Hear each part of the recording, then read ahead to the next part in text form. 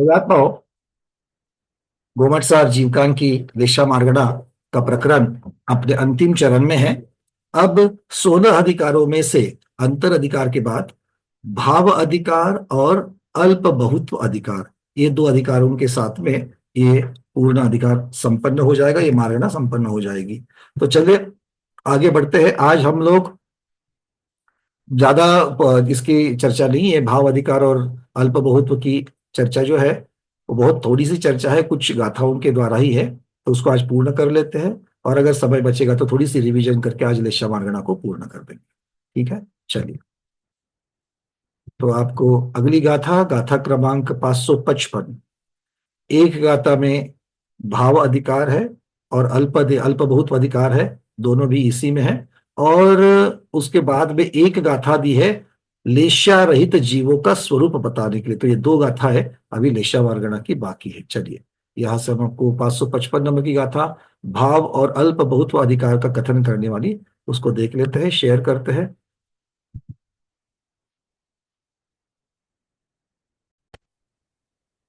भावा दो छल्ले सा ओद इया होन्ति अप बहु गमतु दौवपमाने सिद्धम इदिले सावर्णिदा होन्ति। भावादो छल्ले सा, भाव की अपेक्षा छो लेशाएं कैसी है? ओदइया, औदईक है। अब लेशाओं का वर्णन भाव की अपेक्षा से होगा, तो भाव कितने होते हैं? अच्छा, ये कौन से द्रव्य के भाव की चर्चा चल रही है यहाँ पर? कौन से द्रव्य के भाव की चर्चा चल रही है? जल की, चंदन की, अक्षत की, पुष्प की, नैवेद्य की, कौन से द्रव्य की भाव की चर्चा चल रही है? कौन बताएगा? कुसुम चावला दीदी मुंबई, बताओ। वंदना भैया जी। हाँ दीदी बोलिए। जीव द्रव्य की। हाँ, जीव द्रव्य की। अच्छा, जीव द्रव्य की। क्यों जीव द्रव्य की भाव की चर्चा क्यों करेंगे? अजीव की क्यों नहीं करेंगे? जीव अजीव दोनों की करेंगे। अच्छा, जीव और अजीव दोनों की करेंगे, चलो। क्या भाई, बाकी लोग तो नहीं नहीं नहीं, नहीं बोल रहे? क्या बात है कुसुम दीदी, आपके स्वाध्याय परिवार वाले आपके साथ खड़े नहीं है? नहीं नहीं नहीं बोल रहे, देखो है क्या। देवानी दीदी को पूछ लेते हैं क्या हो गया। क्या हो गया दीदी? अनम्यूट किया है, जरा बताओ तो सही। अनम्यूट तो करो। वंदना भैया, हाँ दीदी। जीव द्रव्य के भाव की ही बात है, क्योंकि जीव द्रव्य में ही भाव होते हैं। अच्छा, जीव द्रव्य में ही भाव होते हैं, अजीव द्रव्य में भाव नहीं होते हैं? वो अचेतन है ना, जीव द्रव्य चेतन द्रव्य है। अब तो आचार्य भगवान तो ऐसे कहीं नहीं कहते, आचार्य भगवान कहते सभी द्रव्यों में भाव होते हैं। तो क्या कहे, उनसे बात की जाए आचार्य भगवान से कि भाई ऐसी तो बात नहीं है, जीव के भाव होते हैं, अजीव के कैसे कह रहे हो? किस अपेक्षा से कहे वो पूछना पड़ेगा। अच्छा नहीं, आप पे चलो सबसे पहले तो सब लोगों को पूछ लेते हैं, भाई अजीव के भाव होते कि नहीं होते हैं? उषा पाटिल दीदी नहीं कह रही है। अच्छा, जिनको लगता है कि अजीव के भाव नहीं होते हाथ ऊपर करो।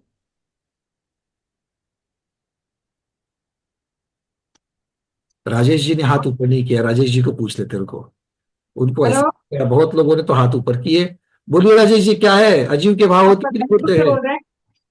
जीव के भी भाव होते हैं। अच्छा, क्या कर रहे हैं? अच्छा, अजीव के भाव होते हैं। राजेश जी किस प्रकार के भाव होते हैं? एक आध अजीव का भाव बता दो।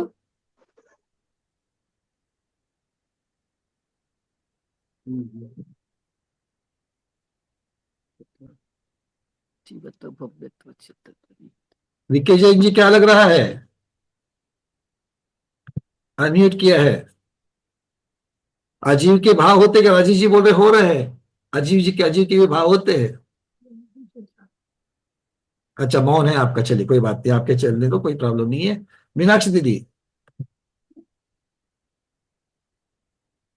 अनम्यूट कर लो।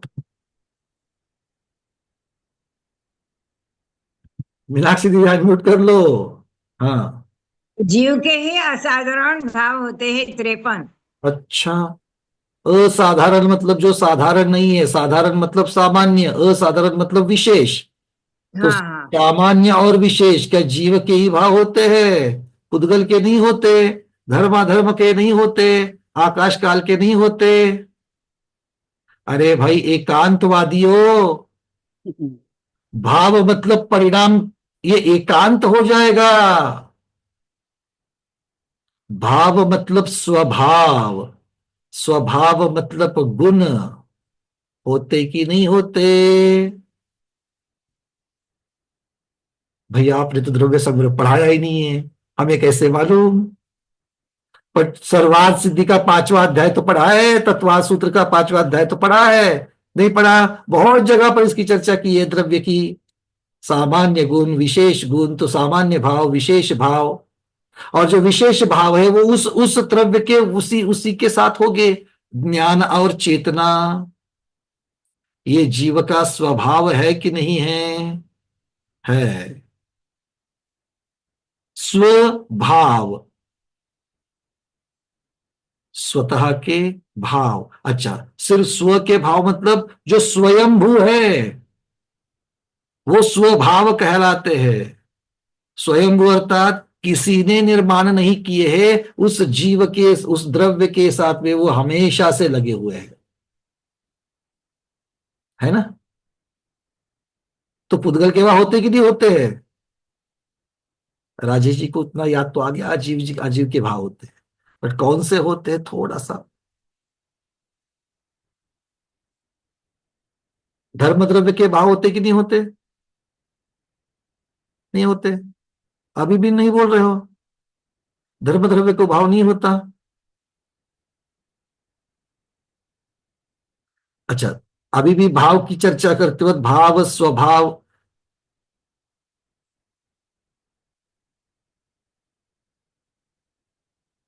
स्वभाव जो है वो धर्म द्रव्य के पास स्वभाव है कि नहीं है?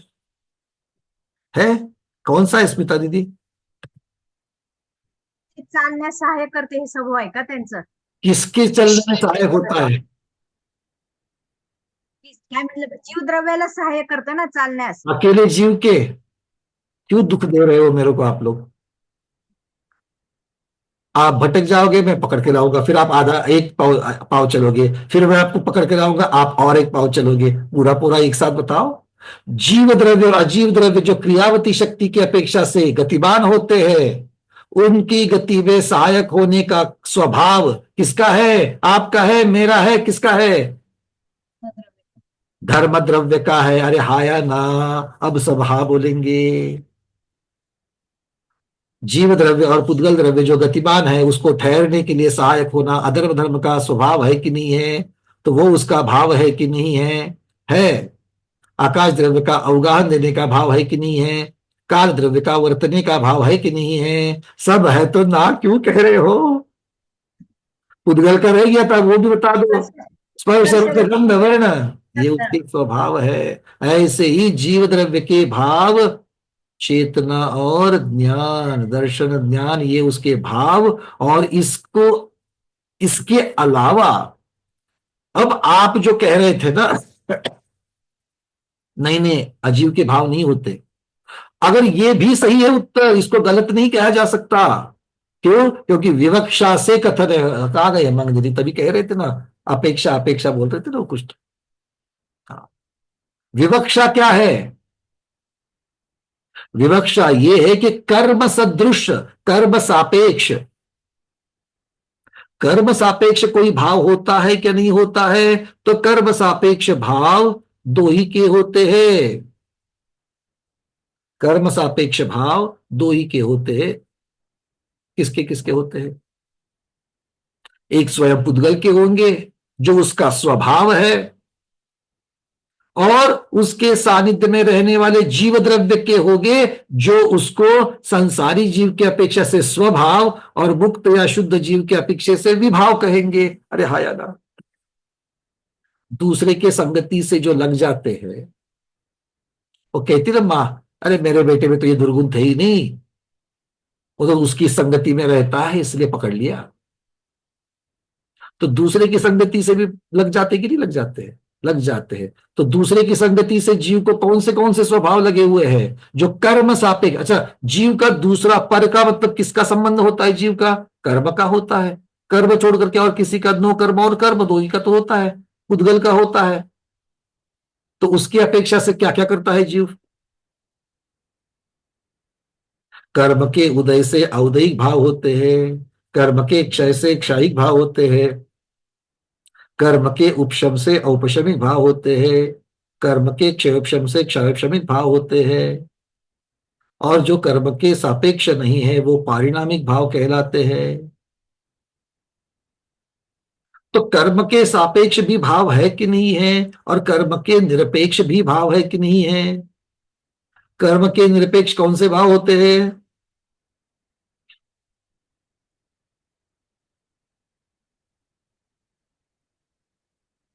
बड़ा अच्छा लगता है सब बैठते में आराम, ठंडी ठंडी हवा चल रही है ऊपर, भरपेट दोपहर का भोजन हो गया है, और 1.5 घंटा सुनने का काम करने के लिए बैठे हैं। गैस बंद करके बैठोगे तो दूध नहीं उबलेगा। दूध उबालना चाहते हो कि नहीं उबालना चाहते हो? उसके बिना मक्खन आएगा क्या? उसके बिना ऊपर की मलाई नहीं आएगी? नहीं, सारी क्रिया तो एक नंबर पूरी। अब बताओ, कर्म के निरपेक्ष कौन से भाव होते हैं? चंदा जवारिया दीदी, आपके ऐसे कोई भाव होते जो कर्म की वजह से ना हो? अनम्यूट करो। पारिणामिक। पारिणामिक भाव, एक आध उदाहरण तो दे दो, भूल जाता हूं मैं। पारिणामिक भाव नहीं? अच्छा, याद नहीं आ रहा है, कोई बात नहीं है। अच्छा, एक बात आप ही से बात करते दीदी, आपके ऐसे कौन कौन से भाव हो रहे हैं? अच्छा लग रहा है, बुरा लग रहा है, ये तो है ना? अच्छा क्यों लगता है और बुरा क्यों लगता है? सुनने में तो बहुत अच्छा लग रहा है, लेकिन जब नहीं आता जब बड़ा बुरा लगता है। बड़ी अच्छी बात है। तो सुनने में अच्छा लगा और जो उत्तर आया देने के लिए तब अच्छा लगा, तो किससे प्रीति हो गई? अच्छे लगने से। स्वयं से। अच्छा लगना तो कारण हो गया, है ना? और किसको हाँ। लगा? जीव को अच्छा लगा। क्यों? क्योंकि राग भाव है। किससे? जिनवानी के ज्ञान से।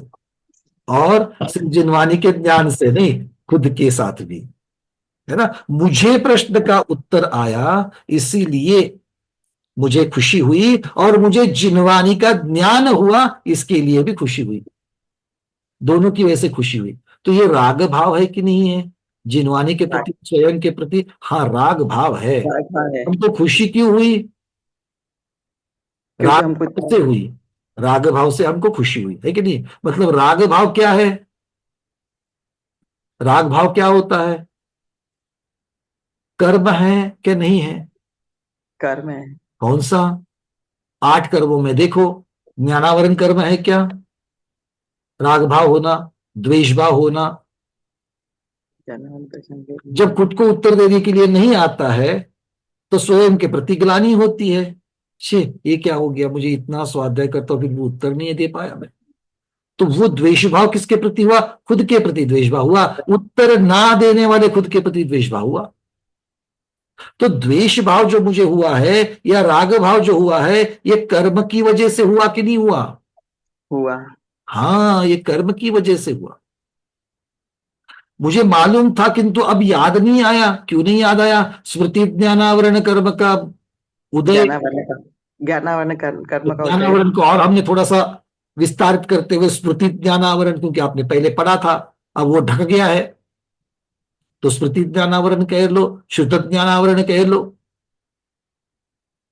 उसकी वजह से हो रहा है। तो ये ज्ञानावरण कर्म जो है वो हमें दुख दे रहा है। तो राग भाव देश भाव किसकी वजह से हो रहे हैं? ये चाहे पुण्य कर्म हो या कर्म की वजह से हो रहे हैं, है कि नहीं है? अच्छा, आप में ऐसा कोई भाव है जो कर्म की वजह से नहीं हो रहा है? अब सोचो थोड़ा, जिनके जिनके उत्तर नहीं आ रहे थे वो लोग सोचना शुरू करो। हमने चंदा दीदी को तो सिर्फ आपके लिए एक आगे मॉडल वॉलंटियर करके खड़ा किया है, ठीक है ना? ऐसा नहीं कि सिर्फ उन्होंने करना है, क्योंकि जो जो चिंतन करेगा शुभ के साथ रहेगा, पुण्य का बंद करेगा। अब सोचो, पुण्य का बंद करना है तो अपना अपना गैस स्टोव चालू करो चिंतन का। हाँ भाई, कौन सा है ऐसा कोई? चंदा दीदी क्या सोचा? ऐसा कोई अंदर कोई भाव उमड़ रहा है क्या? ये बहुत बरसे से मुझे मालूम है कि मैं ये हूं। आप जीव हो कि पुद्गल हो? हाँ, जी। बोलो, जोर से बोलो। जी जी। जीव हो ना, तो आप जीव हो, ये भाव आपको हो रहा है कि अच्छा मनुष्य हो कि त्रियंश हो, ये कौन से भाव हो रहे हैं आपको? मनुष्य, के हो रहे हैं। स्त्री है क्या पुरुष है, ये भी तो भाव हो रहा है। स्त्री, तो ये मनुष्य का भाव, स्त्री का भाव, ये किसकी वजह से हो रहे हैं? कर्म की वजह से हो रहे कि नहीं हो रहे, पहले ये तो ढूंढो। मनुष्य गति का उदय हमको ये भाव दिला रहा है कि हम मनुष्य है, मनुष्य है। कर्म की वजह से हुआ कि नहीं हुआ? स्त्री हाँ, वेद नाम के चारित्र मोहनीय कर्म का उदय, उससे मुझे स्त्री जैसी भावना या पुरुष जैसी भावना हो रही है, तो ये भी मोहनीय कर्म का उदय है कि नहीं है? तो कर्म के उदय की वजह से ये सब हो रहा है। मतलब कर्म के अपेक्षा से आपको ये सारे भाव हो रहे हैं। ऐसा कोई भाव है कि जो कर्म के साथ, कर्म की वजह से नहीं हो रहा है? अब थोड़ा सा वॉलेंटियर बदल दिया जाए, वॉलेंटियर अच्छा नहीं बोल रहे। नहीं, कितने लोगों को लगता है कि सारे के सारे भाव, हमारे संसारी जीव के सारे भाव जो है वो सारे के सारे कर्म के वजह से भाव होते हैं? भाई सिद्ध भगवान को तो नहीं होंगे, सिद्ध भगवान के पास कर्म ही नहीं, तो उनको कर्म की अपेक्षा से भाव कहाँ होंगे? अच्छा सिद्ध भगवान को भाव होंगे कि मैं मनुष्य हूं, मैं पुरुष हूं, ये भाव होंगे? नहीं, क्योंकि वो जिस कर्म की वजह से हो रहे वो कर्म तो है ही नहीं उनके पास, उन्होंने तो क्षय कर दिया उस कर्म का। मंजूर आने वाला दीदी, ऐसा कोई भाव हो रहा है क्या? मंजूर आने वाला दीदी, आवाज पहुंच रही मेरी? आपको ऐसा कोई भाव हो रहा है कि जो कर्म की वजह से नहीं हो सकता है? क्या लग रहा है शोभना दीदी, कोई भाव हो रहा है क्या? अनम्यूट किया है आपको, ऐसा कोई भाव हो रहा है? बोलो शोभना दीदी, अनम्यूट करो। नहीं अनम्यूट नहीं हो, ठीक से कर लो। नहीं नहीं अनम्यूट नहीं हो रहा। चलो दूसरे किसी को पूछ लेते हैं। अर्चना जैन दीदी बोलो। हम्म तो भैया जीवत्व और भव्यत्व भाव, परिणामिक भाव जो आपने बताया कर्म के निरपेक्ष होते वही भाव होंगे। जीवत्व और भव्यत्व ये भाव आपको हो रहे हैं जो कर्म की वजह से नहीं है। भाई जरा थोड़ा सा समझाओ, तो थोड़ा सा विस्तृत करते करते समझाओ। भाई जीवत्व भाव होना मतलब क्या है? क्या एग्जैक्टली क्या लगता है? जीवत्व भाव मतलब पीडीएफ में तो लिखा है जीवत्व भाव, भव्यत्व भाव पारिणामिक है, कर्म निरपेक्ष है, बट मतलब क्या? सही बात है। जीवत्व भाव मुझे लग रहा है कि जीवत्व भाव मतलब आपको और हमको लग रहा है कि नहीं भाई हम जीवित हैं, क्या मृत लग रहा है?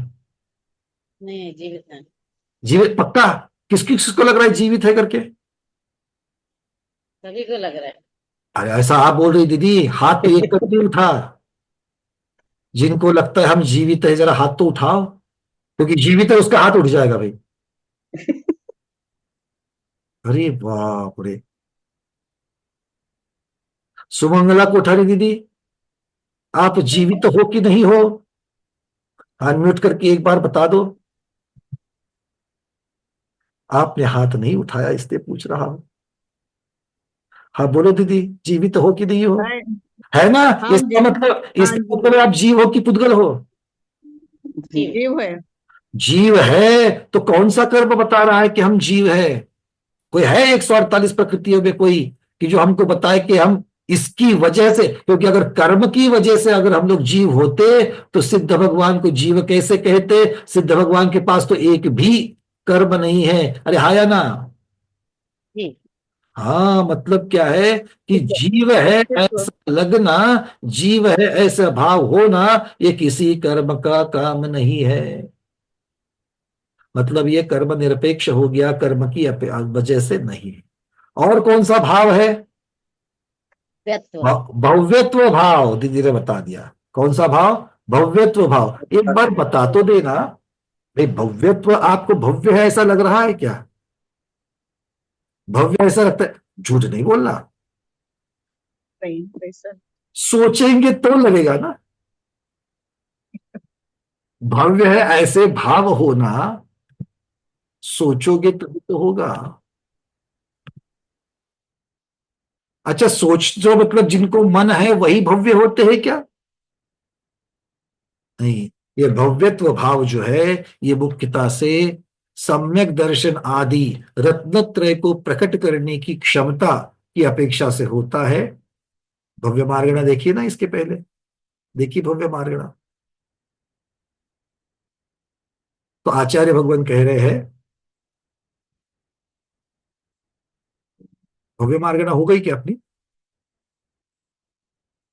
नहीं हुई ना, नहीं हुई।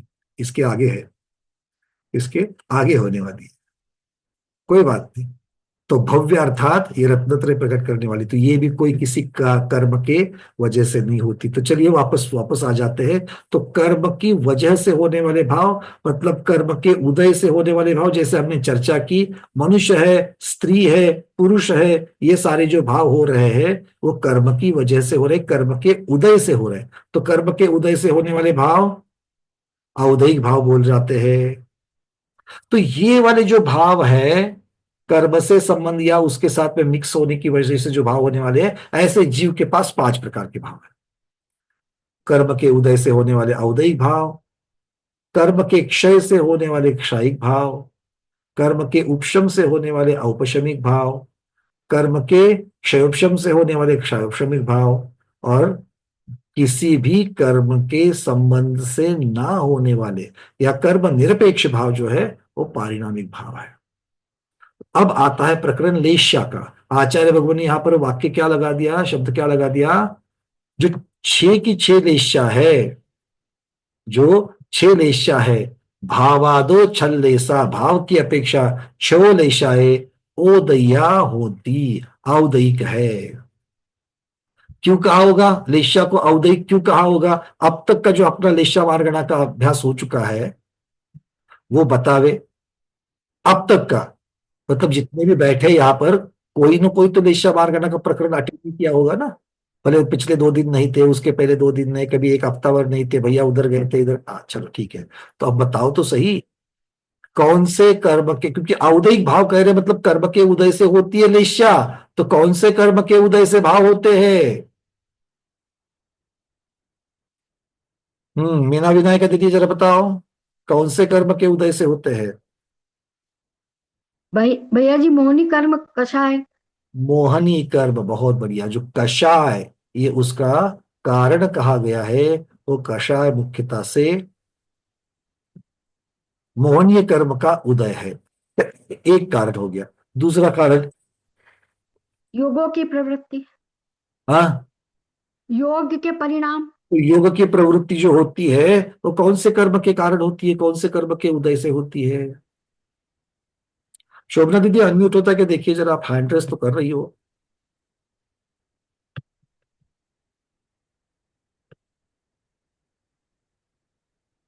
नहीं हो रहा आज आपका हैंड रेस, पता ये मतलब ओपन नहीं हो रहा है, पता नहीं क्या है।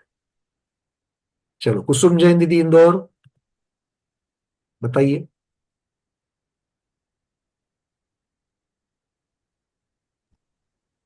प्रश्न क्या है, समझ में आ गया ना? हाँ, मोहिनी कर्म का जब उदय तीव्र होता है तो कषाय करते हैं हम। वो हो गया, कषाय से लेश्या का, लेश्या जो है वो मोहनीय कर्म के उदय से है, इसलिए औदैहिक भाव समझ में आ गया। अब कषाय में दूसरा पार्टनर कौन है? योग है। अब योग कौन से कर्म की वजह से होता है? नाम कर्म से। नाम कर्म। अच्छा, कौन से नाम कर्म से होता है जरा बताओ। नहीं है ध्यान भैया। अरे बताओ तो सही। अच्छा योग कौन, आप बिल्कुल सही जा रहे हो। योग कौन कौन से होते हैं? मन वचन और काय। बहुत बढ़िया। मन वचन और काय। सुरेखा शादी अहमदाबाद से कह रही कि ये शरीर वाले काम। वचन वचन तो योग से। मन भी, मन किससे बनता है, वचन किससे बनता है, और काय किससे बनती है, कौन से कर्म के उदय से बनती है? मन कौन से कर्म के उदय से बनता है? शरीर नाम कर्म के वजह से। शरीर नाम कर्म की वजह से बनता है। सैनी होना, सौज्ञी होना, ये भी तो नाम कर्म का भेद है, उसकी वजह से मन प्राप्त हो गया है। तो शरीर नाम कर्म। वचन, वो भी शरीर नाम कर्म से मिल रहे हैं, स्वर नाम कर्म से उसके उत्पत्ति में सहायक हो रहे हैं। और काय, काय कैसे मिल रही है, कौन से कर्म के कारण मिल रही है? काय कौन से कर्म के कारण मिल रही है? पूरा उत्तर देना, आधा अधूरा नहीं। अगर सिर्फ आपके मन में है औदारिक शरीर तो ये उत्तर नहीं चाहिए, मुझे पूरा उत्तर चाहिए। औदारिक का योग, औदारिक का औदारिक शरीर आपको और हमको मिल गया, औदारिक शरीर का योग हो रहा है, ठीक है। देवों का भी लेश्या होती कि नहीं होती है? हम्म, तो उसके पास तो औदारिक शरीर नहीं है। शरीर नाम कर्म।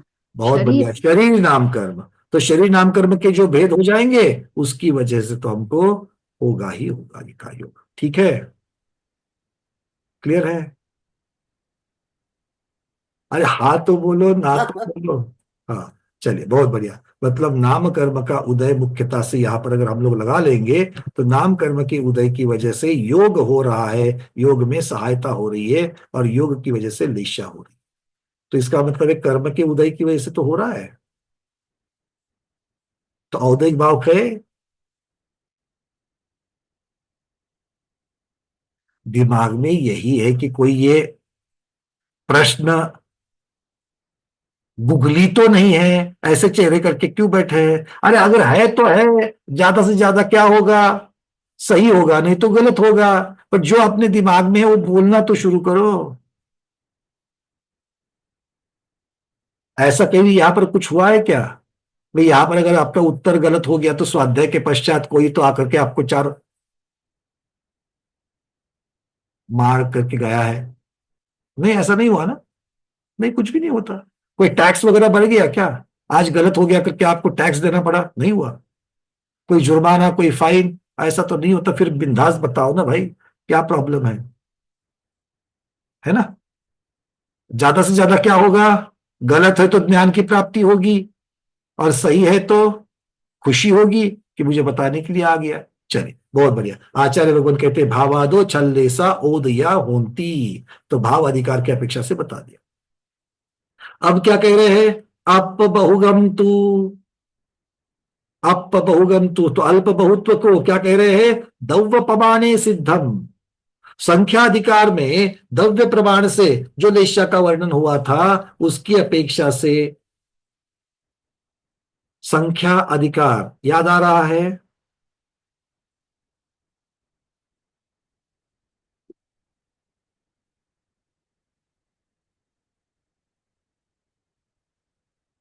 लेशा मार्गणा के 16 अधिकार थे, 16 तरीके से लेशाओं का वर्णन हो रहा था। उसमें से एक अधिकार संख्या अधिकार भी था। संख्या मतलब कृष्ण लेशा वाले जीवों की संख्या कितनी है। अशुभ लेशा वाले अनंत है, शुभ लेशा वाले संख्यात है, असंख्यात है। याद आ रहा है? तो यही तो संख्या अधिकार था, है ना? तो संख्या अधिकार का जो द्रव्य प्रमाण है, द्रव्य प्रमाण मतलब क्षेत्र की अपेक्षा से वर्णन होता था, काल की अपेक्षा से वर्णन होता था, भाव की अपेक्षा से वर्णन होता था। घनांगुल प्रमाण, जगत प्रतर, ये सारे सारे क्षेत्र की अपेक्षा से वर्णन होता था। पल्ले के प्रमाण कल्प काल की अपेक्षा से, उत्सर पीढ़ी अवसर पीढ़ी की अपेक्षा से तो काल के प्रकार हो गया। अविभाग प्रतिच्छेद की अपेक्षा से वर्णन होता था तो भाव की अपेक्षा से होता था। परमाणुओं की संख्या की अपेक्षा से वर्णन जब हो जाएगा, उसकी अपेक्षा मतलब उससे संबंधित हो जाएगा तो, या उससे तुलनात्मक हो जाएगा तो द्रव्य प्रमाण। तो आचार्य कह रहे हैं द्रव्य प्रमाणे सिद्धम। तो द्रव्य प्रमाण से, क्योंकि अल्प बहुत्व में क्या होता है? अल्प बहुत्व में क्या होता है? किसका वर्णन होता है? कौन कम है, कौन ज्यादा है? अब लेश्याओं में ज्यादा कमती क्या होगा? कृष्ण लेश्या वाले जीव, क्योंकि लेश्या किसको होती है? जीव को। तो कृष्ण लेश्या वाले संसारी जीव कितने हैं? शुभ लेश्या वाले कितने हैं? पीत पद्म शुक्ल वाले कितने हैं? कृष्ण नील कापोत वाले कितने हैं? इनमें कम कौन है, ज्यादा कौन है? इनकी तुलना में वो कितने ज्यादा है, उनकी तुलना में वो कितने ज्यादा है? ये सब कुछ अल्प बहुत्व में आएगा। और अल्प बहुत्व में आएगा मतलब संख्या की अपेक्षा से बताएंगे, है कि नहीं है? मेरी कमीज उसकी कमीज से साफ कैसे, धुली हुई कैसे, उजली हुई कैसे? तुलना हो रही कि नहीं हो रही है? मेरे गले का हार उसके गले के हार से लंबा है, छोटा है, कम पीला है, ज्यादा पीला है, वजनदार है, हल्का है। कुछ कुछ बोलते कि नहीं बोलते? तुलना हो रही कि नहीं हो रही है? अल्प बहुत्व हो रहा है कि नहीं हो रहा है? कभी वजन की अपेक्षा से हो रहा है, कहीं लंबाई की अपेक्षा से हो रहा है, कहीं उसके अंदर सोना कितना है उसकी अपेक्षा से हो रहा है। तो ऐसे ही अल्प बहुत्व अर्थात संख्या की अपेक्षा से वर्णन होता है। तो ये संख्या पहले से संख्या अधिकार में बताई गई है, उसकी अपेक्षा से उसको जानना चाहिए ना। तो आपने जाना हुआ है कि नहीं जाना हुआ है? अगर जाना हुआ है तो फिर से संख्या अधिकार नहीं देखेंगे। अगर आप कहोगे कि नहीं जाना नहीं है तो फिर से संख्या अधिकार सारे गणित वापस ले लेंगे। नहीं भैया, जाना हुआ है ना, जाना हुआ है। चलो, तो वापस सब देखने की जरूरत नहीं है।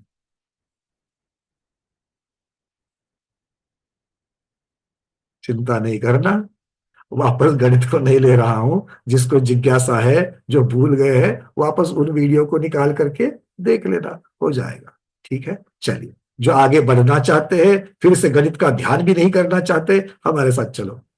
आचार्य भगवान आगे कह रहे हैं, इदि लेसा वनिदा होती, इस प्रकार से उनका कथन किया गया था। तो विशेषार्थ में कह रहे हैं, औदैहिक भाव से जीव कृष्ण आदि 6 लेशा वाला हो जाता है। कैसे? तो उदय में आए हुए कषाय अनुभाग के स्पर्धकों को अब सिद्ध करना पड़ेगा ना कि भाई औदैहिक भाव कैसे है। लेशा कर्म के उदय से तो हो गए, ठीक है, बट कर्म के उदय से, कौन से कर्म के उदय से कृष्ण लेशा होती है और कौन से कर्म के उदय से शुक्ल लेशा होती है? जरा सोचो तो सही। क्या लग रहा है रेखा दीदी? जरा अनम्यूट कर लो, आज आपसे स्वाध्याय करेंगे आपके साथ। बोलो। अच्छा, एक विजय लक्ष्मी दीदी ने हाथ ऊपर किया, उनको उत्तर आपको आ रहा है रेखा दीदी? कृष्ण लेशा कौन से कर्म के उदय से होती है और शुक्र लेशा कौन से कर्म के उदय से? जरा बता तो दो। कर्म की वजह से कृष्ण लेशा कषाय ही है ना, उसमें कषाय ही है, मोहनीय कर्म ही आएगा इसमें। तो दोनों में मोहनीय कर्म लग जाएगा फिर। कषाय तो उसमें भी है, कषाय तो इसमें भी है। नहीं, कषाय नहीं है, लेकिन भाव में बदल होता है। शुक्र लेशा में कषाय है कि नहीं है? वो विशुद्ध भाव है उसमें। अरे भाई, मेरा प्रश्न सीधा सीधा है, कृष्ण लेशा में कषाय है या नहीं? कषाय सब में आएगी ना, है ना। बिना कषाय और योग के तो कोई लेशा नहीं बनेगी। फिर कृष्ण बोला लेशा आएगी, है ना। सिर्फ अभी देखो, काजू कतली हो तो काला जामुन हो, काजू कतली हो या काला जामुन हो, शक्कर की जरूरत पड़ेगी कि नहीं पड़ेगी? एक में कम, दूसरे में ज्यादा, जरूरत तो दोनों को पड़ेगी। तो अब आपको बताना है शुक्ल लेशा कौन से कर्म की, मोहनीय कर्म के उदय से हो रही है, और कृष्ण लेशा कौन से कर्म के उदय से हो रही है, मोहनीय कर्म के उदय से हो रही है। कृष्ण लेशा चारित्र मोहनी की कर्म की वजह से। चलो, चारित्र मोहनीय कर्म के उदय से। और शुक्ल लेशा? शुक्ल लेशा उसमें तो भाव की मंदता हो रही है दीदी। सीधा सीधा बाण छोड़ करके सीधा सीधा, वो भी चारित्र मोहनीय कर्म ही आएगा उसमें। तो आप बताओ, तो फिर वो भी चारित्र मोहनीय कर्म है, ये भी चारित्र मोहनीय कर्म है, तो डिसाइड कैसे करेंगे कि अभी मुझे कृष्ण लेशा होनी कि शुक्र लेशा होनी? भाई प्रैक्टिकली भी तो समझना चाहिए, तो ज्ञान में तो आ गया। अब बताओ, दोनों भी चारित्र मोहनीय कर्म ही होगा। चलो, अब एक बात तो आपके उदाहरण में एक चीज मुझे पकड़ में आ रही थी। आप एक जगह पर विशुद्धि कह रहे थे, दूसरी जगह संक्लेश कह रहे थे, हाँ या ना? हाँ, ऐसा ही है ना। संक्लेश के कारण कौन सा हो गया? कृष्ण लेशा। दोनों में चारित्र मोहनीय कर्म कारण है। अब चारित्र मोह बोल करके नहीं चलेगा, इसका मतलब है और सूक्ष्मता में उतरना पड़ेगा।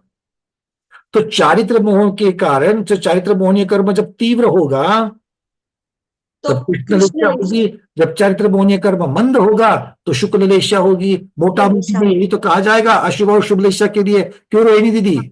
ऐसा ही तो कहा। शालिनी अम्मा हमारे साथ में हो, हाँ या ना? शालिनी अम्मा तक आवाज जा रही कि नहीं जा रही है? भाई बातें समझ में आ रही कि नहीं आ रही हमारी? हाँ, तो कह रहे हैं चारित्र मोहनीय कर्म की तीव्रता और मंदता, ये शुक्ल और कृष्ण लेशा का कारण अगर है, तो भाई दोनों में एक चीज तो बता दो। जब हम तीव्रता और मंदता कहते हैं तो वो कर्म के किस भाग से संबंधित होती है? कर्म के लिए हमें 4 भाग मिल जाते हैं। कर्म से संबंधित 4 भाग मिल जाते हैं। एक है उसका स्वभाव, प्रकृति, दूसरा है कितनी देर तक हमारे साथ रहेगा, तीसरा है उसका अनुभाग, उसकी शक्ति, और चौथा है उसकी संख्या, क्वांटिटी, प्रदेश। तो इन चारों में से तीव्रता और मंदता, संक्लेश की तीव्रता कृष्ण और संक्लेश की मंदता शुक्ल। हाँ कृष्ण और तीव्रता कृष्ण कहा गया और मंदता को शुक्ल कहा गया मोटा मोटी स्थूल में। तो ये तीव्रता और मंदता इन चारों में से किससे संबंधित है? स्वभाव से संबंधित है, स्थिति से उनका संबंधित है, अनुभाग से संबंधित है, क्या प्रदेश से संबंधित है? हाँ, अनुभाग आएगा कि कर्मों की शक्ति अनुभाग में आएगी। सब लोग इससे सहमत है रेखा दीदी से? उत्तर में नहीं, वही कह रही है, उनसे सहमत है कि नहीं बताओ? नहीं, अंजलि दीदी नागपुर से नहीं बोल रही, रुको जरा पूछ लेते हैं। आपके पहचान के ना, वो डोंबिवली में बात करते रहते, मुझे मालूम है। हाँ अंजलि दीदी बताओ क्यों सहमत नहीं? वो तो डोंबिवली से है, फिर भी आप ना बोल रही हो। मुझे ऐसा लगता है कि स्थिति से ज्यादा संबंधित है। अच्छा, स्थिति से जितनी देर तक कषाय रहेगी, जितनी ज्यादा देर तक कषाय रहेगी, तीव्रता रहेगी, मतलब तो उसकी तीव्रता बढ़ेगी। एक बात कह रहा, या तो तीव्रता कहो नहीं तो समय कहो। तीव्रता और मंदता की जब बात चलती है, अगर आप उसको स्थिति के साथ जोड़ोगे, मेरे पास ठंडा तेल है, 5 लीटर तेल है मेरे पास, क्वांटिटी भी ज्यादा और ठंडा है। ठंडा मतलब अनुभाग मंद है। अब मैं उसको 5 घंटे अपने शरीर के साथ लगाता हूं, कोई फर्क पड़ेगा? नहीं। अब स्थिति, आप कह रही कि स्थिति ज्यादा है तो मंदता तीव्रता होनी चाहिए। अब मेरे पास में खौलते हुए तेल की एक बूंद है, एक बूंद 5 लीटर के सामने क्वांटिटी कम हो गई कि नहीं गई? संख्या कम हो गई तो प्रदेश कम हो गया, और वो मेरे साथ में 1 सेकंड ही रहने वाली है। पूरी तलते वक्त तो भी तीव्रता ज्यादा है। जब तेल उड़ता है गरम कढ़ाई से और आपकी जलन होती है हाथ में, तो कितनी देर के लिए आपकी स्किन को लगता है? 1 सेकंड के लिए। 1 सेकंड के लिए कितना जलाता है? तीव्रता ज्यादा है। पहले वाला मैंने 5 घंटा रखा था, स्थिति ज्यादा थी, आत्मा के साथ लगा हुआ है, और ये तो 1 सेकंड के लिए लगा। ये तो ऐसा जलाया कि भागना पड़ा बरनौल के लिए। अब बोलो स्थिति तो समय तो ज्यादा देर तक रहा, वही अब स्थिति का संबंध नहीं है तीव्रता संबंध नहीं रहेगा। स्थिति में प्रदेश है ना। अब स्वभाव को कहेंगे तो स्वभाव को कहेंगे, स्वभाव ये स्वभाव कह सकते हैं, क्योंकि यहाँ पे स्वभाव तो दोनों में समान है। स्वभाव तो दोनों में समान है, क्योंकि चारित्र पुण्य कर्म है, उसका चारित्र को घात नहीं है स्वभाव। मतलब ना स्वभाव यहाँ पर संक्लेश और विशुद्धि तीव्रता मंदता के लिए कारणभूत है, न स्थिति तीव्रता मंदता के लिए कारणभूत है, और ना ही संख्या 5 लीटर कहा और 1 बूंद कहा। तो तीव्रता और मंदता अनुभाग, फल देने की शक्ति इसके साथ।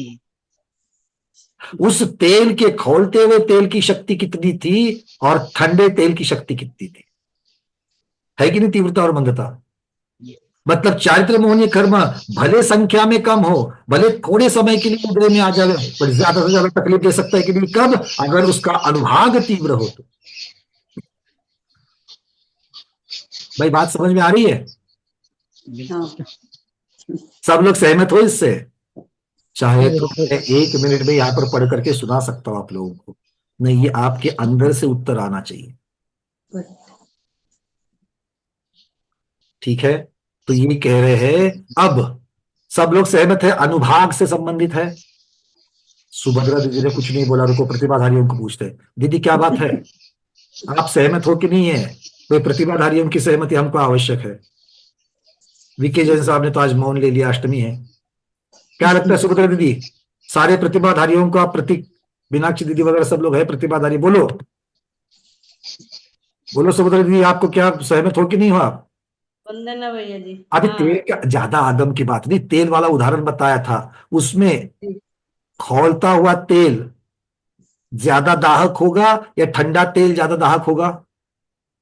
खौलता हुआ तेल। खौलता हुआ, भले वो क्वांटिटी में कम है और भले वो शरीर के साथ में 1 सेकंड के लिए जुड़े, मतलब कितनी देर के लिए जुड़ता है उसका कोई संबंध नहीं है ना।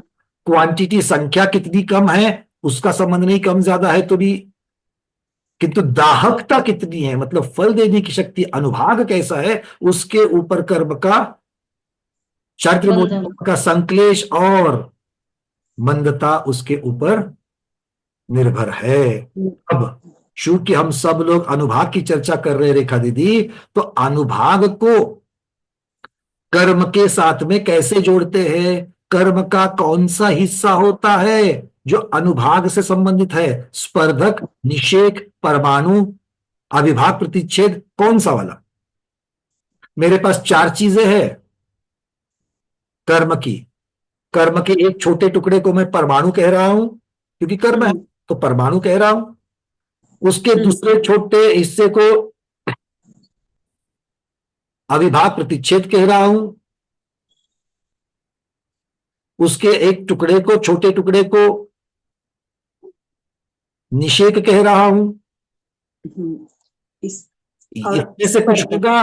अच्छा, स्पर्धक रह गया, बहुत अच्छी बात है। मैं स्पर्धक ही आप लोगों को याद होने का कर रहा था। तो स्पर्धक एक चौथी चीज होती है। तो इन 4 में से अनुभाग के साथ में कौन लगता है? किसका संबंध होता है? वनिता देरावत दीदी, कौन सा संबंध होता है? स्पर्धक लगता है मुझे। वंदना भैया जी, स्पर्धक।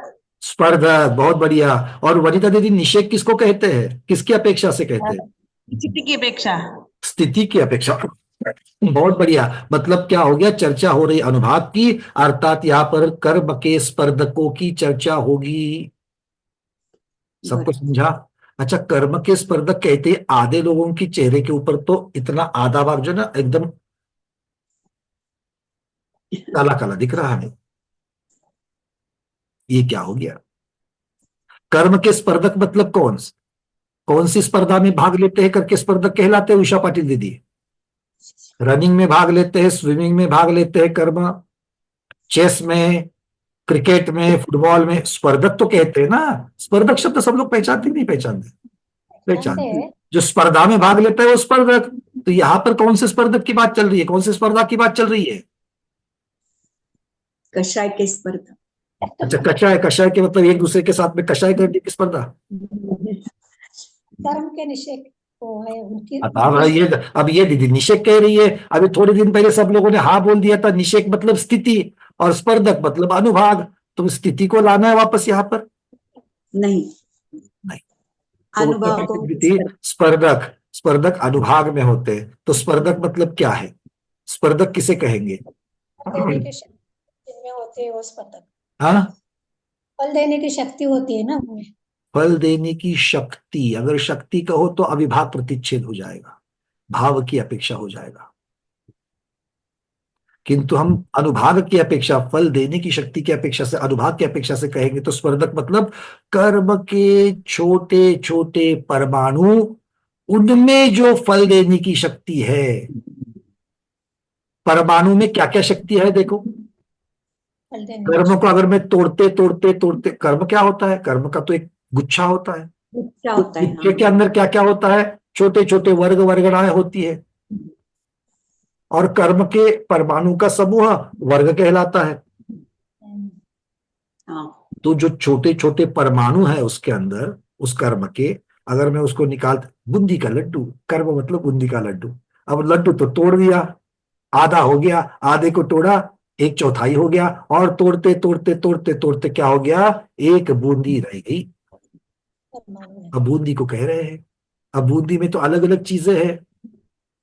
बूंदी में चिकनाई भी है, बूंदी में मिठास भी है। बूंदी कितनी देर टिकेगी?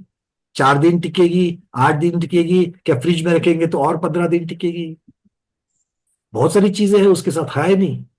और उसके साथ में उसका आकार भी तो जुड़ा हुआ है। कोई हमारी स्वाध्यायी बहन बनाएगी तो बिल्कुल फाइन छोटी वाली बूंदी बनाएगी, कोई बनाएगी तो और थोड़ी मोटी बनाएगी। तो बूंदी मतलब क्या है? 2 भगिनियों ने अगर, 2 स्वाध्यायियों ने अगर बूंदी के लड्डू को तोड़ना शुरू कर दिया और एक बूंदी तक पहुंच गए, तो एक बूंदी तक पहुंच गए।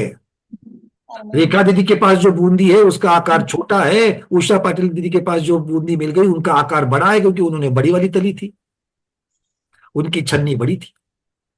होगा या नहीं होगा भाई? सहमत है कि नहीं? मैं लड्डू नहीं बनाता, आप लोग जो बनाते उसको देख करके सीख गया हूं। हाँ, बहुत बढ़िया। तो आकार की अपेक्षा से कम छोटा हो सकता है, चिकनाई की अपेक्षा से कम चिकना और ज्यादा चिकना हो सकता है कि नहीं है? चाशनी कम है, चाशनी ज्यादा है, हो सकता है। घी कम है, घी ज्यादा है, हो सकता है। वैसे ही जब कर्म के गुच्छों को तोड़ते तोड़ते तोड़ते जाओगे तो छोटे वाले को स्पर्धक कहेंगे। क्या कहेंगे? स्पर्धक। या बूंदी कह रहे थे, यहाँ पर स्पर्धक कह रहे हैं। अब वो जो स्पर्धक है ना, वो स्पर्धक क्यों कह रहे हो? अब हमें सभी बाकी की चीजों की जरूरत है, एक ही चीज की जरूरत है, फल देने की शक्ति, तभी तो उसको स्पर्धक कह रहे हैं। नहीं तो उसको निषेक कहते, कितनी देर टिकेगा इसके अपेक्षा से विचार करते तो उसको क्या कहते? निषेक कहते। आकार की अपेक्षा से वर्णन होगा, परमाणु कहते। मिठास कितनी है उसकी अपेक्षा से, कम ज्यादा की अपेक्षा से वर्णन होता तो फिर भाव की अपेक्षा से, क्योंकि वो गुण है मिठास, वो गुण कम है कि ज्यादा है, अविभाज्य प्रतिच्छेद की अपेक्षा से वर्णन होता। यहाँ पर है भाई फल देने की शक्ति। तो स्पर्धक की जो चर्चा चल रही है, वो स्पर्धक मतलब छोटे छोटे छोटे छोटे कर्मों के गुच्छे। अब उसमें किसी में ज्यादा फल देने की शक्ति है, किसी में कम देने की शक्ति है। सभी में समान थोड़ी होती है। सभी में समान होती है क्या? नहीं होती है। अगर हम उसका त्रिकोण बनाएंगे, सबसे नीचे वाली लाइन में कम फल देने वाले स्पर्धक लगाएंगे। अब फल, कौन सी फल की चर्चा चल रही है यहाँ पर? चारित्र मोहनीय कर्म है, तो संक्लेश की अपेक्षा से विचार करते हैं। तो संक्लेश की अपेक्षा से जिनमें सबसे ज्यादा संक्लेश है उनको सबसे नीचे रख दो, या यूं कहते हैं जिसमें सबसे कम संक्लेश हो उसको नीचे रख देते हैं, फिर उससे ज्यादा संक्लेश वालों को उसके ऊपर, फिर उससे ज्यादा संक्लेश वालों को उसके ऊपर, फिर उससे ज्यादा वालों को ऊपर। तो यूं कहिए जिनमें मंदतम संक्लेश है उनको नीचे रख देते हैं, त्रिकोण की जड़ में रख देते हैं। त्रिकोण समझ में आ रहा है? त्रिकोण की रचना करनी है तो त्रिकोण की जड़ में रख देते हैं। फिर उसके ऊपर, मतलब निचले वाली जो लाइन 2-3 लाइन भर गई थी मंदतम वाली की, उसके ऊपर जिनके मंदतर स्पर्धक है शक्ति की अपेक्षा, उनको 2 नंबर वाली लाइन में रख दिया, मतलब उसके ऊपर वाले लेयर में रख दिया। उसके ऊपर मंद वालों को रख दिया, उसके ऊपर तीव्र वालों को रख दिया, उसके ऊपर तीव्रतर वालों को रख दिया, और उसके ऊपर तीव्रतम वालों को रख दिया। तो हमको मोटा मोटी में फल देने की शक्ति की अपेक्षा से स्पर्धक 6 प्रकार के मिले कि नहीं मिले? हल्का बढ़ जाते हैं दीदी, कितने मिल गए? 6 मिल गए, बहुत बढ़िया। अब ये जो 6 मिले हैं किसकी अपेक्षा से 6 है? मंद मंदतर मंदतम तीव्र तीव्रतर तीव्रतम, फल देने की शक्ति की अपेक्षा, भाग की अपेक्षा, और इसीलिए स्पर्धक कहा। सब लोग इसके साथ सहमत है?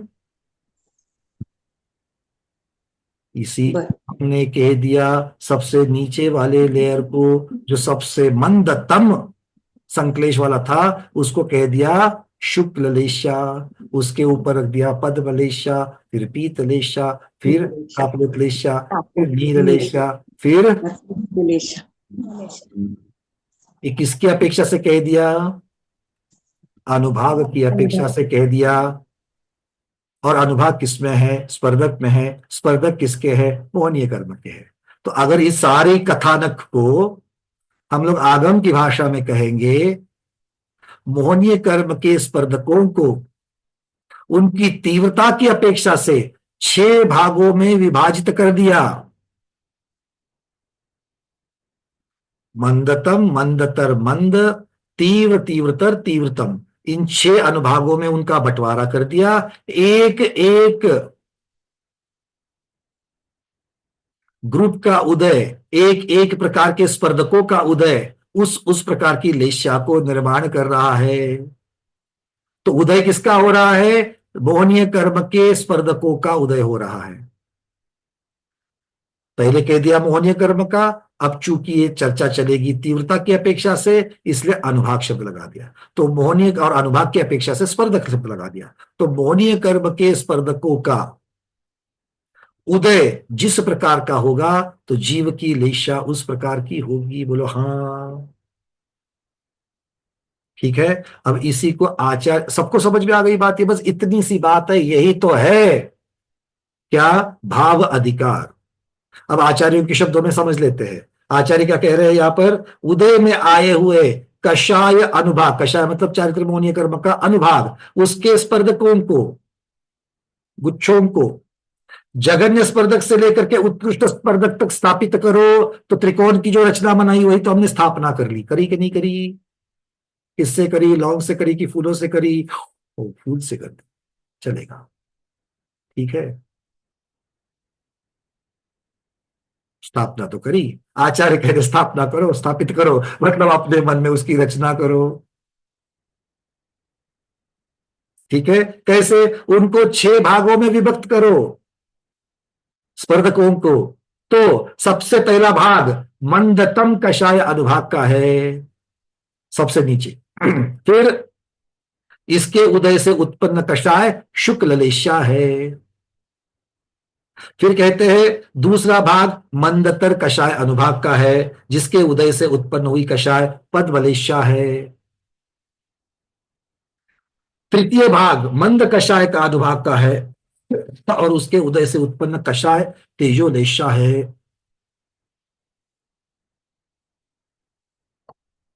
हो रही कि नहीं हो रही है? चौथा भाग तीव्र स्पर्धकों का है, जिसके उदय से कापोतलेशा हो रही है। पांचवा भाग तीव्रतर लेशा का है, जिसके उदय से नील लेशा हो रही है। और अंतिम छठा भाग तीव्रतम कषायों का है, स्पर्धकों का है, जिसके उदय से कृष्ण लेशा उत्पन्न होती है। क्योंकि ये 6 लेशाएं कषायों के उदय से अर्थात चारित्र मोहनीय कर्म के उदय से होती है, भाव की अपेक्षा लेशाएं औदयिक कहलाती है। भाव अधिकार पूर्ण। आ गई बात समझ में? इतना इजी है या नहीं? नहीं? क्या कहना चाहते हो? बोलो, बताओ तो सही कि आगे अल्प बहुत्व में जावे या नहीं जावे। हाँ कुसुम दीदी बोलो, क्या हाथ आपने उठाया ऊपर? बोलो, भाव अधिकार समझ में आ गया? नहीं बोलोगे तो फिर से समझाऊंगा। आ गया भैया, अच्छे हाँ से आ आ गया। गया। अब मेरे को अच्छे लगते स्वाद हमारे, सुनने को ही नहीं चाहिए वापस। आ गया, अच्छी बात नहीं, अच्छी तरीके से आ गया समझ में आपके। एक बात समझ में नहीं आ रही, अपन चारित्र मोहिनी कर्म से शुक्ल लेशिया को ले रहे हैं, और शुक्ल लेशिया तो 10वें गुणस्थान के बाद भी चलती है। सुनो, बहुत सुंदर प्रश्न, चर्चा पहले हो चुकी है। शुक्ल लेशा हो या कृष्ण लेशा हो, कोई भी 6 लेशा है, उसमें यहां पर कषाय की अपेक्षा से वर्णन है। पर अकेली कषाय से लेशा उत्पन्न होती है क्या?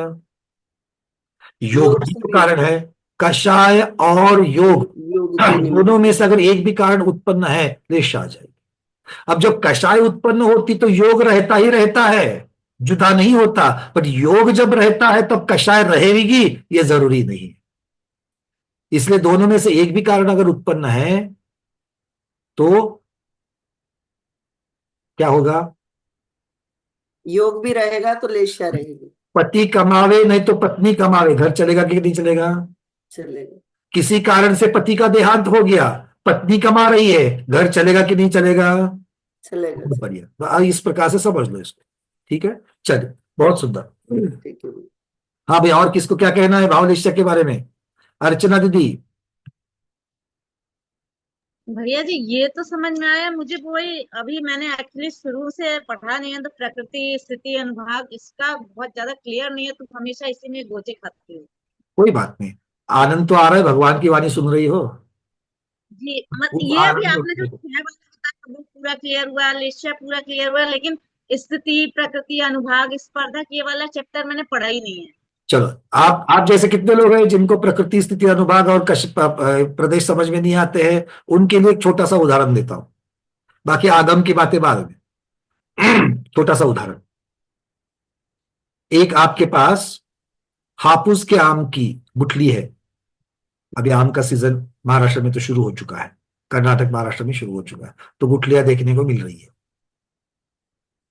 ठीक है, आपके पास गुठली है। आप अगर उसको बोने जा रही हो तब चार बातें वहां पर सिद्ध होती है। एक, इससे कौन सा पेड़ उगेगा? आप उसका ही क्यों? चीकू का नहीं आएगा? अरे आप हंस क्योंकि के उस मतलब तो सही, चीकू का नहीं आएगा। क्यों? क्योंकि गुठली किसकी है? हापुस की, आपकी है ना। मतलब स्वभाव, इसमें से हापुस ही आएगा, ये उसका स्वभाव हो गया। कितने दिन में आएगा? आज बोया कल मिलेगा क्या आम? नहीं। 3 बरस तक आम नहीं आएगा, और 3 बरस के बाद में अगले 15 साल तक आम आएगा, उदाहरण के लिए बोल रहा हूं। ठीक है। अब ये जो पूरा 3 + 15 साल, ये 18 साल जो है, ये बन जाती उसकी स्थिति। उसमें से पहले 3 साल कुछ नहीं आएगा, ये होगी उस कर्म की अबाधा, कोई फल नहीं है। किंतु अगले 15 साल फल देगा। बट मेरे साथ कितनी देर तक वो जुड़ा हुआ है? पहले 3 साल और अगले 15 साल। ठीक है। अब ये 1:1 मत लगाना। कोई बोलेगा भैया आप तो उसको आम आना बंद हो गया फिर भी पेड़ दिख रहा है, ये सब उदाहरण को उदाहरण की अपेक्षा से लेना। ठीक है। तो 3 और 1 15, 18 साल हो गए। ये हो गई स्थिति। स्थिति मतलब वो कर्म मेरे आत्मा के साथ कितने दिन रहेगा। फिर पहले 18 कुछ साल दिन, पहले कुछ समय तक वो फल नहीं देगा, आबादा होगी, उसके बाद में दे देगा। चलो तीसरा, फल खट्टे आएंगे कि मीठे आएंगे? कुछ खट्टे आएंगे, कुछ मीठे आएंगे। अब मीठे में भी बहुत मीठे, मध्यम मीठे, कम मीठे, अलग अलग प्रकार की मिठास होती है। तो उसकी कम से कम मिठास तोतापुरी के ज्यादा से ज्यादा मिठास से भी ज्यादा होगी कि नहीं होगी? अब जिनको तोतापुरी समझता है वो समझे, दूसरे वाले दूसरे वाला समझ ले, है ना। तोतापुरी ज्यादा मीठा नहीं होता है। तो तोतापुरी, उत्कृष्ट तोतापुरी की मिठास और निकृष्ट हापुस की मिठास, इनमें तो भी फर्क होगा कि नहीं होगा? निकृष्ट हापुस की जो मिठास है वो उत्कृष्ट तोतापुरी से कभी भी ज्यादा ही हो। तो मतलब कम ज्यादापन मिठास का, ये क्या है? उसके फल देने की शक्ति, अनुभाग। और अंतिम होता है प्रदेश। प्रदेश अर्थात क्वांटिटी, कितनी फल लगेंगे? 5,000, 3,000 आम लगेंगे, 4,000 लगेंगे, कितने लगेंगे? ठीक है। तो ये होते हैं प्रकृति, स्थिति, अनुभाग और प्रदेश। चलिए आगे बढ़ते हैं। ठीक है। और कोई? और कोई? अब इसके बहुत सारा विस्तार किया जाएगा।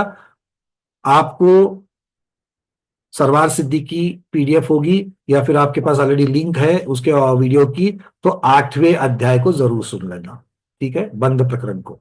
अगर नहीं होगी तो मैसेज कर देना, आपको लिंक भेज देंगे। चलिए, हाँ भाई प्रमोद जी, आपने हैंड रेस किया है, बोलिए। और किसी को भाव अधिकार समझा नहीं समझा? समझा तो क्या समझा, नहीं समझा तो क्या नहीं समझा, दोनों बता सकते हैं। सारिका दीदी वैजापुर, क्या समझा?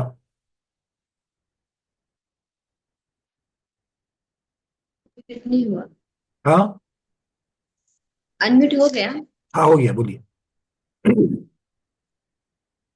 समझा सर मुझे सब, पर मेरा एक क्वेश्चन था हाँ कि कृष्णलेशिया जो है वो बहुभाग में रहती है, और शुक्ललेशिया जो है वो अल्प बहुभाग रहता है।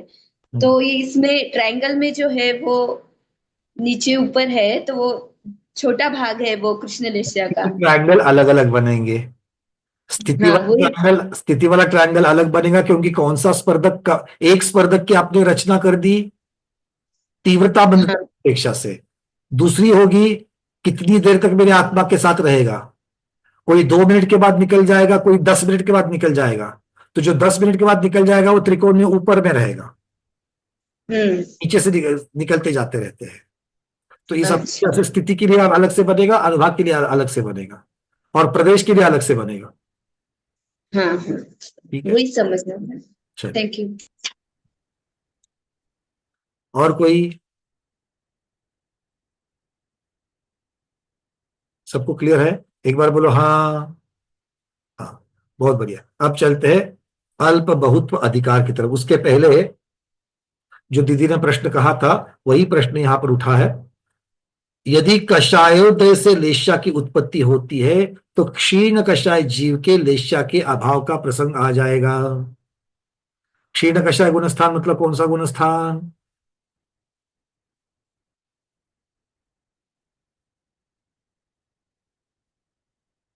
दोपहर की 1:30 की न्यूज पेपर क्या है वो वार्तांकन शुरू हो गया, बोलो बिल्कुल ठीक।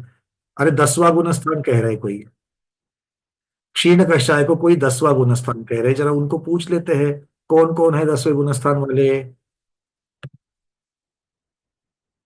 रुको रुको, चार्ट में देखने दो।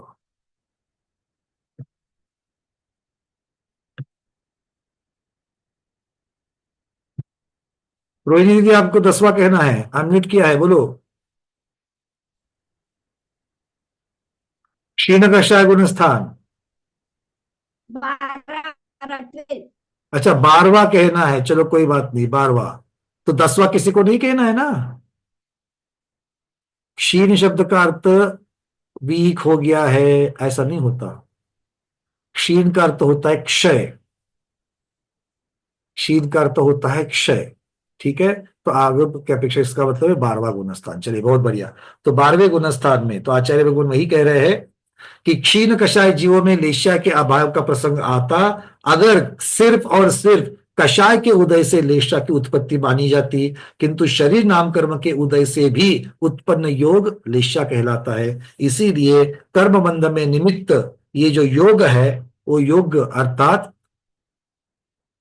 औदारिक शरीर की या शरीर के नाम कर्म के उदय से होने की वजह से वहां पर भी 12वें गुणस्थान में भी लेश्या को औदयिक ही माना गया है। चलिए अब चलते थोड़ा सा आगे, अल्प बहुत्व की तरफ चढ़ते हैं, उसका चार्ट आप लोगों को दिखा देते हैं।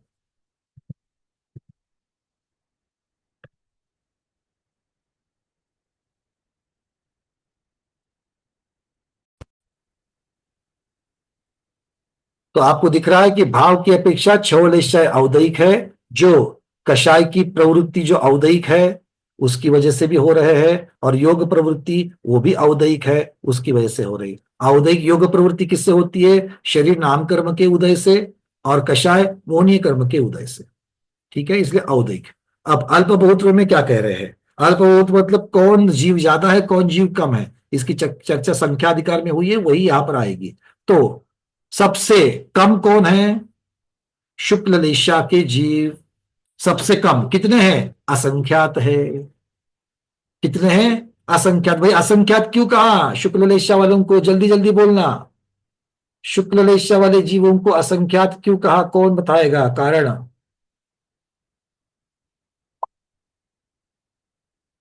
अनंत नहीं कहा, संख्यात नहीं कहा, तो असंख्यात क्यों कहा? यह प्रश्न है, ठीक है। हल्का बढ़ जाते दीदी। देव लोगों के मतलब देवता देव गति के लोग के जीव के हिसाब से उसे असंख्यात कहा। ज्योतिषी देव। देखो आपका उत्तर किस प्रकार से, आपने बिल्कुल ठीक कहा दीदी, तो उत्तर कैसे आना चाहिए सब लोग ये भी बात समझते जाओ। पहले तो हमको कहना है कि शुक्ल लेशा वाले जीवों की संख्या चल रही है, तो शुक्ल लेशा वालों में आएगा कौन कौन, है ना। अगर मान लो किसी को पूछा जाए कि भाई आपके यहां पर विवाह का कार्यक्रम हुआ, तो विवाह कार्यक्रम में औरतें महिलाएं कितनी आई थी, तो वो सबसे पहले क्या करेगा? लड़के वालों की तरफ से महिलाएं, लड़की वालों की तरफ से महिलाएं, ऐसे तो मोटा मोटी में 2 विभाग करेगा, है ना। तो लड़के वालों की तरफ से लड़के के मामा की साइड से, मौसी की साइड से, बुआ की साइड से, चाची की साइड से, इस प्रकार से और उसमें विभाग करेगा। अरे हाँ या ना? तो हमको भी यहाँ पर विभाग करने कैसे? तो शुक्ल लेशा किस किस की होती है? शुक्ल लेशा 3 गति में होती है, देव, मनुष्य और तिर्यंच गति और देव। तो देवों में शुक्ल लेशा वाले तिर्यंश, शुक्ल लेशा वाले देव कौन से होते हैं?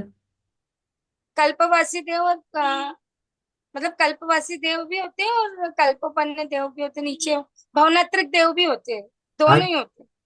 देखो अपनी ही पूछ में अटक के गिरना नहीं है, तो जो अनावश्यक भाग है उसकी तरफ नहीं जाना।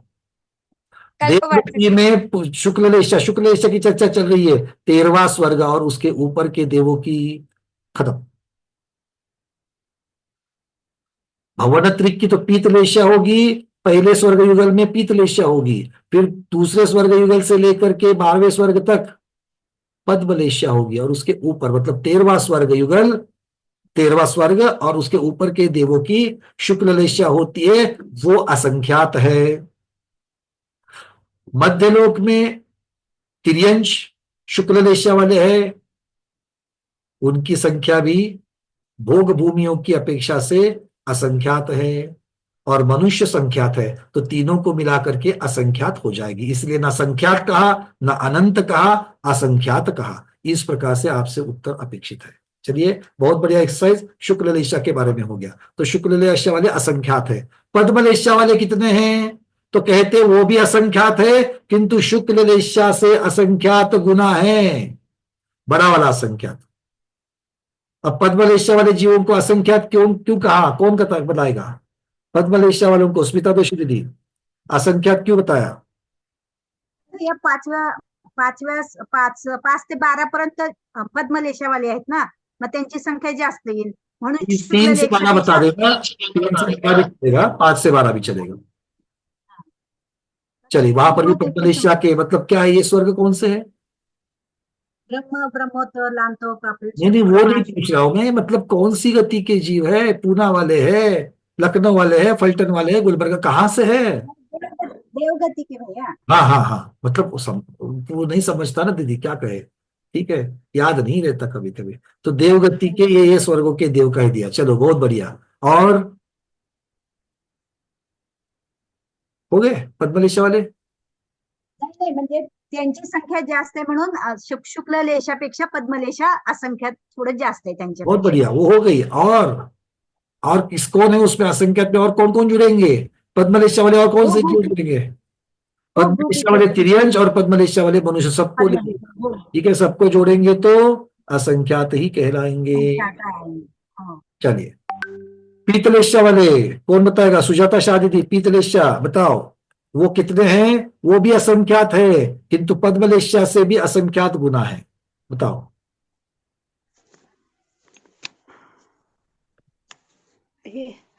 अनम्यूट कर, अनम्यूट हो गया अनम्यूट। अरे हो गया भाई, बोलो। हाँ हाँ, तिर्यंश गति, मनुष्य गति, देव गति, हाँ, सब आएंगे जीव। बहुत बढ़िया। तो ये तीनों की अपेक्षा से पीत होगा। अगर देवगति में कहाँ कहाँ आएंगे जरा बताओ? बहुनंत्रिक 16 स्वर्ग के नीचे तक। 16 स्वर्ग के नहीं, हमें पता था आप अपनी पूछ पे अटक के गिर जाओगी, इसलिए हम डिटेल्स में पूछते ही पूछते हैं। बहुनंत्रिक हो गया। अब आगे आगे बढ़ो। सौधर्म युगल, ठीक है, पीतलेशा में रखना। अच्छा दीदी, एक बात पूछूं आपको मैं, ये हमारे यहाँ मध्यलोक में बहुत सारी जगन्य भोग भूमियां हैं अढ़ाई द्वीप के बाहर। तो नंदीश्वर द्वीप में एक हिरण है, हिरण, हाँ। वो मिथ्या दृष्टि हो सकता है क्या? नंदीश्वर द्वीप का है, सोच के बताना।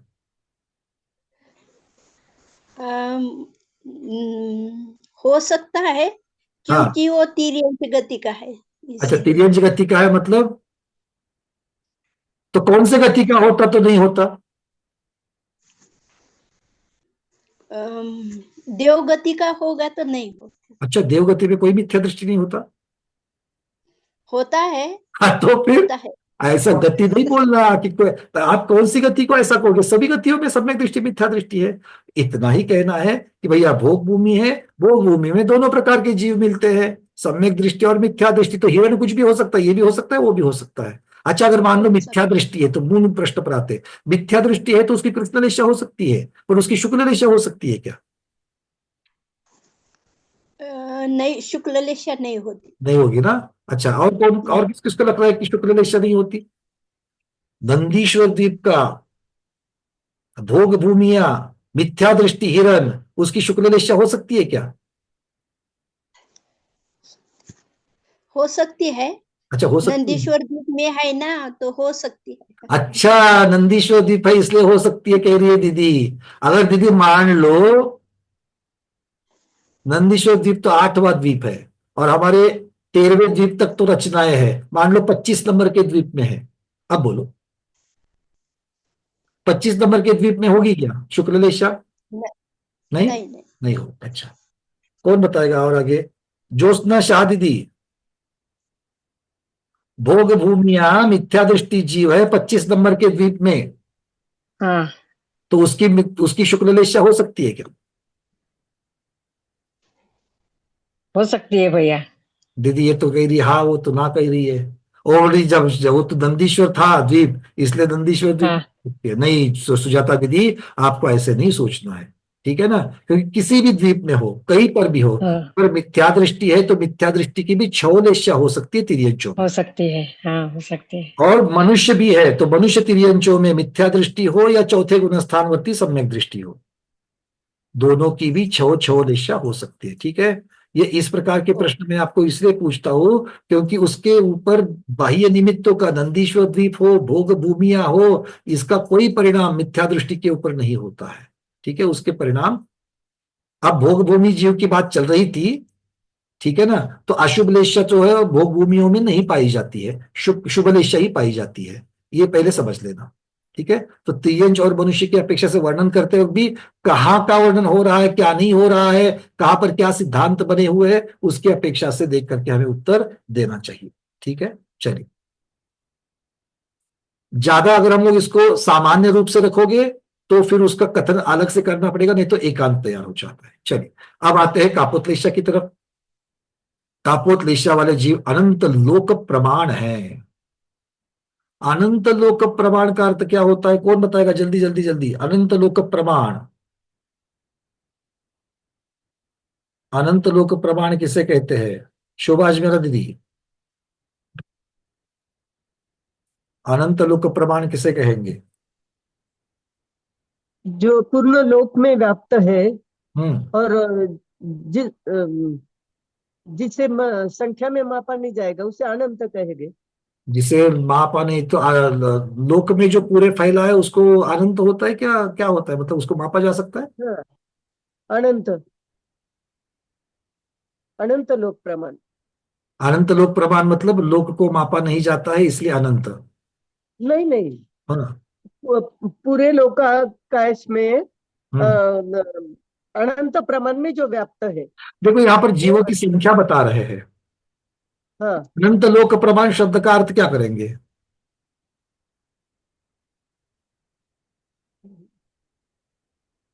राजकुमारी दीदी, अनंत लोक प्रमाण का अर्थ क्या करेंगे?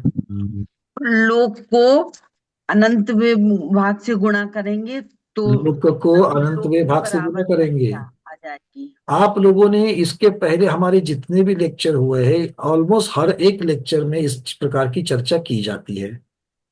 आप लोग इसको ठीक से सुन नहीं पा रहे हो या उसको ठीक से ध्यान में नहीं रख रहे हो, क्या प्रॉब्लम हो रही है? अनंत लोक कहना, इसका कितनी बार हम लोगों ने चर्चा की है इसके ऊपर। सुरेश जी जरा बता दीजिए, सुरेश पहाड़ी जी। अनंत लोक प्रमाण, वाह, बोली बोली बोली। अनंत लोक प्रमाण अर्थ क्या है सर जी उसका? योग में, योग में हम बताए भैया। हाँ बोल बोल। हाँ हेमांगी दीदी बताओ। एक लोक में असंख्यात प्रदेश होते हैं, ऐसे असंख्यात लोक, अनंत लोक, सॉरी, ऐसे अनंत लोक। मतलब असंख्यात को अनंत से गुणा करेंगे। गुणाकार करना। देखो हाँ। यहाँ पर हमेशा याद रखना, ये संख्या चल रही है, तो लोक प्रमाण संख्या क्या होती है पहले समझ लो। एक लोक प्रमाण संख्या, एक लोक में जितने प्रदेश है उन प्रदेशों की संख्या एक लोक की संख्या है। एक लोक में आकाश के असंख्यात प्रदेश होते हैं, इसलिए एक लोक प्रमाण संख्या अर्थात असंख्यात। अनंत लोक प्रमाण, एक लोक में असंख्यात प्रदेश, तो अनंत लोक में कितने? असंख्यात गुना अनंत। ये कितना उत्तर आएगा? ये भी उत्तर अनंत आएगा, क्योंकि अनंत को किसी से भी गुना करेगा तो अनंत आएगा। तो ठीक है, सब लोग समझ में आ गए? अच्छी तरीके से याद रखना, मैं बड़ा दुखी होता हूँ इन चीजों से, ठीक है। अच्छी तरीके से याद रखो इस चीज को, लोक प्रमाण का अर्थ, ठीक है। चलिए, तो ये अनंत लोक प्रमाण मतलब क्या हो गया?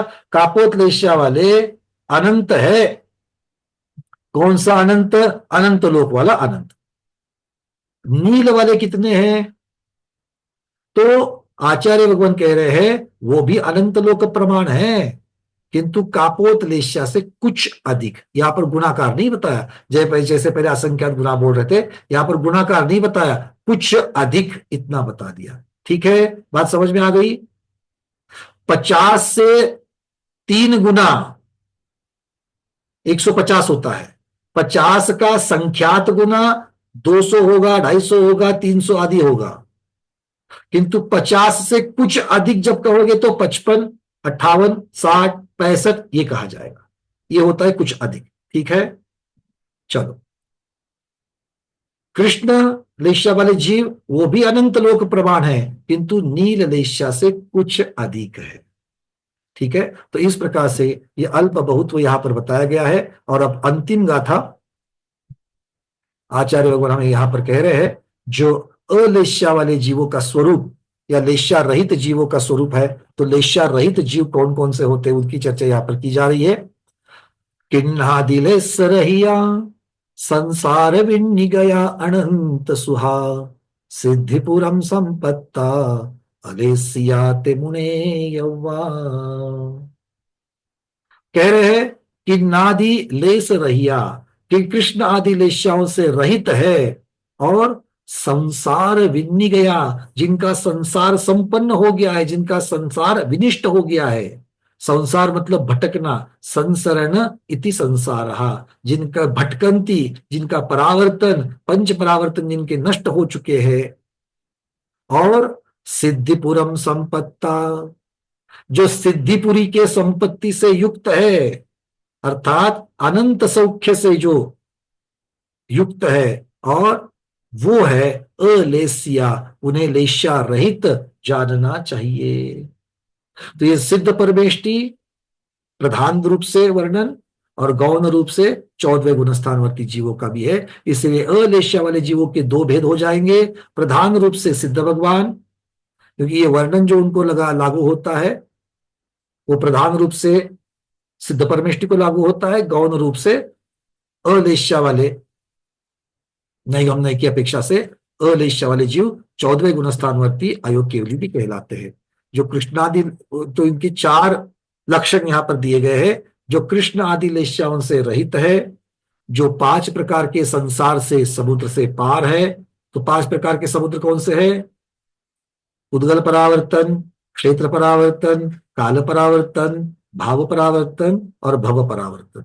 इस प्रकार के ये 5 संसार समुद्र है, इनसे पार हो चुके हैं। और जो आत्म उपलब्धि अर्थात शुद्ध आत्मा का स्वरूप जिनका प्रकट हो चुका है, नवलब्धिया आदि से जो युक्त है, और जो सिद्ध परमेष्टि अर्थात सिद्धपुरी को जो प्राप्त है, ऐसे अलेश्या वाले जीव कहलाते हैं। आचार्य भगवान यहाँ पर कहते हैं, इसको समझने के लिए और कोई ज्यादा आपको दिक्कत नहीं होनी चाहिए। तो इस प्रकार से ये अलेश्या वाले जीवों के कथन के साथ ही ये लेश्या मार्गणा अधिकार यहाँ पर संपन्न होता है। इत्याचार्य श्री नेमि चंद्र विरचितायाम गोमठ सारा परिणाम पंच संग्रह वृत्तो जीव कांडे 20 प्ररूपणासु लेश्या मार्गणा प्ररूपणा नाम 15 बोले गोमटसार जीवकान ग्रंथराज की जय, सिद्धांत चक्रवर्ती नेमिचंद्र महाराज की जय। तो इस प्रकार से ये लेश्या मार्गणा अधिकार यहाँ पर संपन्न होता है। अलग अलग प्रकार के 16 तरीकों से 16 विषयों के द्वारा 16 अधिकारों के द्वारा लेश्या मार्गणा का प्रकरण हमने काफी विस्तृत तरीके से देखा। आशा करता हूं कि आपको समझ में आया। नहीं आया होगा तो आप लोग मुझे व्हाट्सएप के ऊपर प्रश्न जरूर भेजना, उसकी चर्चा आगे करेंगे। अब इसके आगे के स्वाध्याय क्लास में हम लोग इसके आगे की जो मार्गणा है, भव्य मार्गणा है, उस भव्य मार्गणा का सुंदर वर्णन देखेंगे। आचार्य भगवान ने पंच परावर्तन का, जिनको पंच परावर्तन नहीं पता है वो पंच परावर्तन का वर्णन जरूर सुन लेना, और इस बात के ऊपर चिंतन जरूर करना कि हम परावर्तन कर रहे कि नहीं कर रहे हैं, और अगर कर रहे हैं तो इससे पार है और कब होना है। आज के स्वाध्याय में इतना ही। आज के स्वाध्याय को गुरुओं के श्री चरणों में बारंबार नमोस्तु वंदनामि इच्छाकार करते हुए यही पर समापन करते हैं। जैनम जयतु शासनम, जैनम जयतु शासनम, जैनम जयतु शासनम।